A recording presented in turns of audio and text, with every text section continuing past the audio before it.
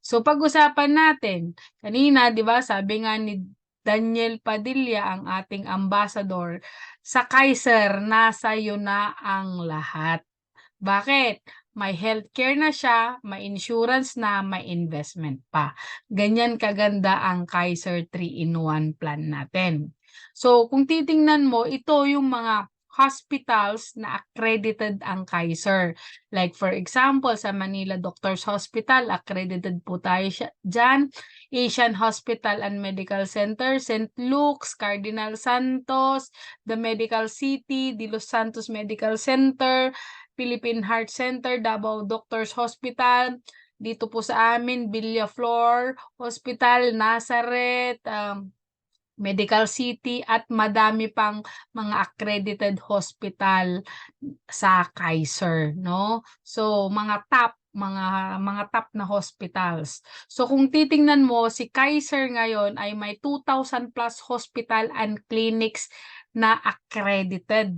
May 12,000 plus na accredited doctors all over the Philippines. At mayroon po tayong 10 Kaiser Medical Center.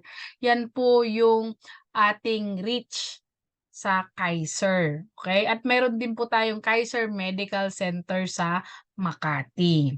So, bakit tinawag na Kaiser 3-in-1 investment? Kasi po, mayroon ng healthcare, life insurance, okay, at investments. So, lagi nating tatanda na pag Kaiser 3-in-1 investment, may healthcare na, may life insurance, and may investment na.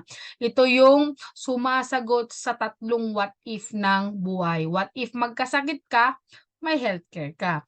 What if uh, what if the head of the family or OFW die too soon, mayroon siyang insurance at mayroon instant money or income replacement na matatanggap yung beneficiary. What if you live too long? Mayroon naman pong investment na pwedeng pang-retirement fund mo kapag nag-retire ka na. You're living on interest. So, Kaiser 3-in-1 investment is the best startup investment for you and me.